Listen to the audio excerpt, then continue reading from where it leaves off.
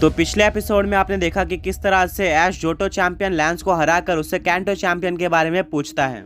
Lens बताता है कि वो एक मिस्टीरियस ट्रेनर है जो कि कैंटो रीजन के किसी केव में रहता है। ये सुनकर ऐश कैंटो रीजन आ जाता है, जहाँ पर वो अपने फैमिली से मिलकर प्यूटर सिटी के वाइल्ड जोन में जाता है, जहाँ पर वो कुछ पोकेमॉन्स को पकड़ के ब्रॉक से मिलता है। ब्रॉक भी ऐश को उस चैंपियन के बारे में काफी कुछ बताता है।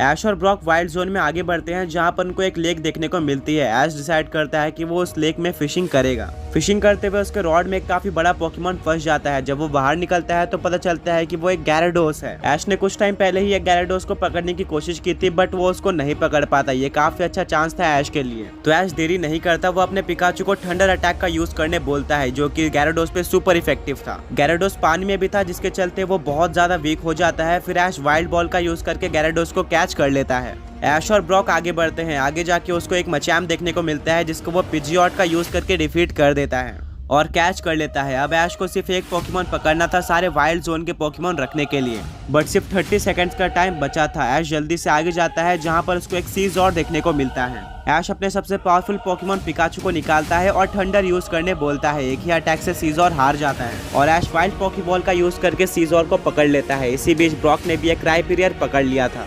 वाइल्ड जोन का टाइम अप हो जाता है और ऐश अपने 5 पोकेमॉन्स को लेकर बाहर आ जाता है। ब्रॉक बोलता है कि चलो अब हम कैंटो के चैंपियन को ढूंढते हैं। ब्रॉक अपने मैप को निकालता है।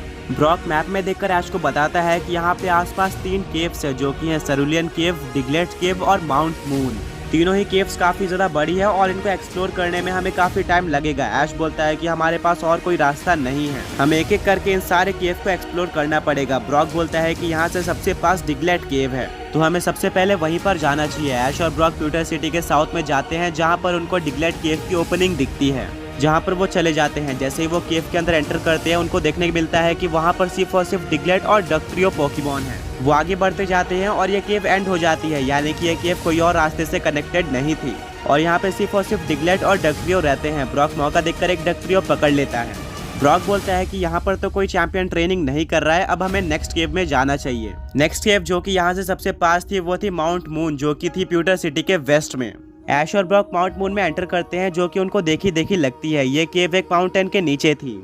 ऐश बोलता है कि मुझे ऐसा लग रहा है कि हम काफी टाइम पहले यहाँ पर ऑलरेडी आ चुके हैं। ब्रॉक बोलता है हाँ, जब हमने ट्रैवल करना शुरू किया था तो हम माउंट मून में आए थे, जहाँ पर काफी सारे क्लिफेरी एक जायंट मूनस्टोन को प्रोटेक्ट कर रहे थे। ऐश को भी याद आ जाता है और वो इस केव को एक्सप्लोर करना स्टार्ट कर देते हैं। वहाँ पर उनको काफी सारे अलग अलग तरीके के पोकेमॉन्स दिखते हैं, जैसे कि ज़ूबैट, पैरस, सैंडश्रू, क्लेफा, क्लिफेरी और क्लिफेबल।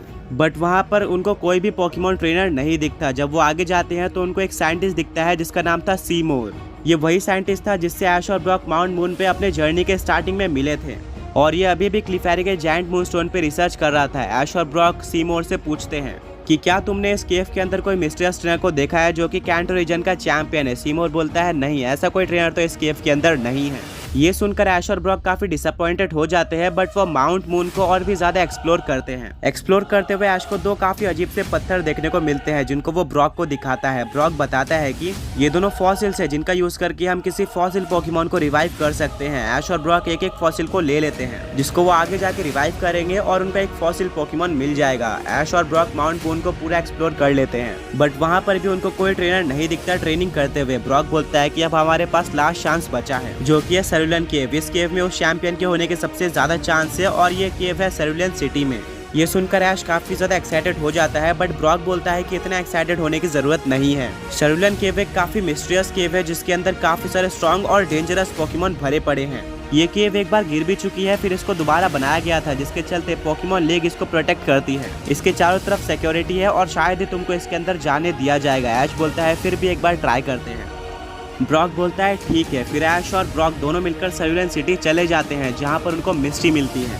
मिस्टी, ब्रॉक और ऐश का काफी टाइम बाद रियूनियन हुआ था। ऐश मिस्टी को सारी कहानी बताता है। फिर वो मिस्टी से सेरुलियन केव के बारे में पूछता है। मिस्टी बोलती है हाँ, इस केव के अंदर काफी स्ट्रॉन्ग और डेंजरस पोकेमॉन तो हैं, बट शायद इस केव के अंदर कोई ट्रेनर होगा, क्योंकि पोकेमॉन लीग अथॉरिटी इस केव के अंदर किसी को भी नहीं जाने देती है। बट फिर भी मिस्टी और ब्रॉक ऐश का साथ देते हैं और वो पोकेमॉन लीग अथॉरिटी से बात करते हैं। पोकेमॉन लीग अथॉरिटी बोलती है कि हम सिर्फ उन्हीं ट्रेनर्स को इस केव के अंदर जाने देते हैं जो कि कैंटो रीजन के हॉल ऑफ फेम में हैं, और तुम उनमें से एक नहीं हो तो हम तुमको इसके अंदर नहीं जाने दे सकते। पर तभी वहाँ पे पोकेमॉन लीग चेयरमैन आ जाता है और वो बोलता है क्या सच में तुम पैलेट टाउन के ऐश केचम हो, जो कि वर्ल्ड चैंपियन बन चुका है।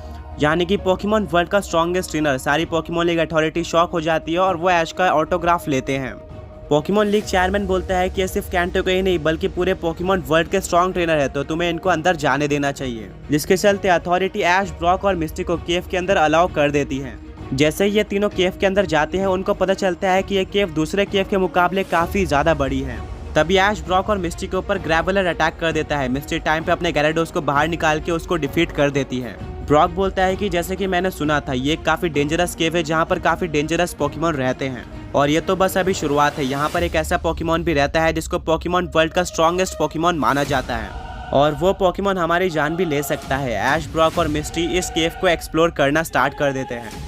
बट ये केव एक पजल टाइप की थी और काफी ज्यादा बड़ी थी। इस केव के अंदर काफी सारी ओपनिंग थी जिससे अलग अलग जगह पे जाया जा सकता था। ऐश, ब्रॉक और मिस्टी इस केव के अंदर गुम हो जाते हैं। वो ब्रॉक को बोलते हैं कि क्या तुम्हारे पास मैप है जिसको देखकर हम उस ट्रेनर के पास या फिर इस केव को एक्सप्लोर कर सकते हैं। ब्रॉक बोलता है नहीं, इस केव के अंदर सिर्फ और सिर्फ हॉल ऑफ फेम मेंबर्स को जाने दिया जाता है, जिसके चलते इस केव का कोई भी मैप नहीं है, इसको एक्सप्लोर नहीं किया गया है। ऐश, ब्रॉक और मिस्टी बोलते हैं तो क्या इस केव से निकलने का कोई भी तरीका नहीं है। ब्रॉक बोलता है कि एक तरीका है, पर तभी वहाँ पर काफी सारे गोल्ड बैट आकर तीनों के ऊपर अटैक कर देते हैं। पिकाचू थंडरबोल्ट का यूज करके सारे गोल्ड बैट को भगा देता है, पर तभी वहाँ पर और भी काफी सारे गोल्ड बैट आ जाते हैं। पिकाचू उनको हराते रहता है बट और भी गोल्ड बैट आते जाते हैं। ब्रॉक बोलता है कि हमें जल्दी यहाँ से बाहर निकलना पड़ेगा और रेडी होकर इस केव में आना पड़ेगा, वरना इस केव में हम ज्यादा देर नहीं बचने वाले।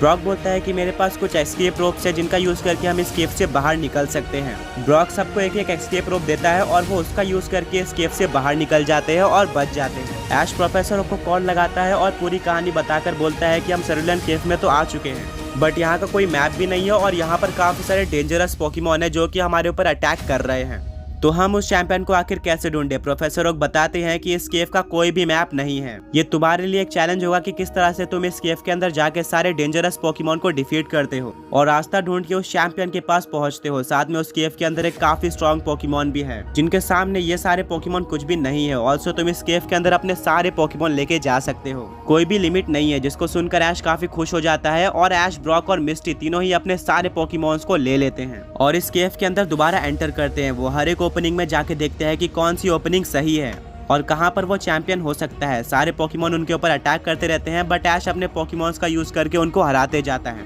जिससे उसके पोकेमॉन्स का लेवल भी काफी ज्यादा हो जाता है और उसके कुछ पोकेमॉन जैसे कि गैबाइट, कॉर्फिश, टोटोडाइल और क्विलावा फुली इवॉल्व हो जाते हैं। ब्रॉक बोलता है कि अच्छा, तो इसीलिए वो ट्रेनर यहाँ पे ट्रेनिंग करने आया था, क्योंकि यहाँ पर काफी सारे पोकेमॉन है जिनको हराकर हम काफी सारा एक्सपीरियंस गेन कर सकते हैं।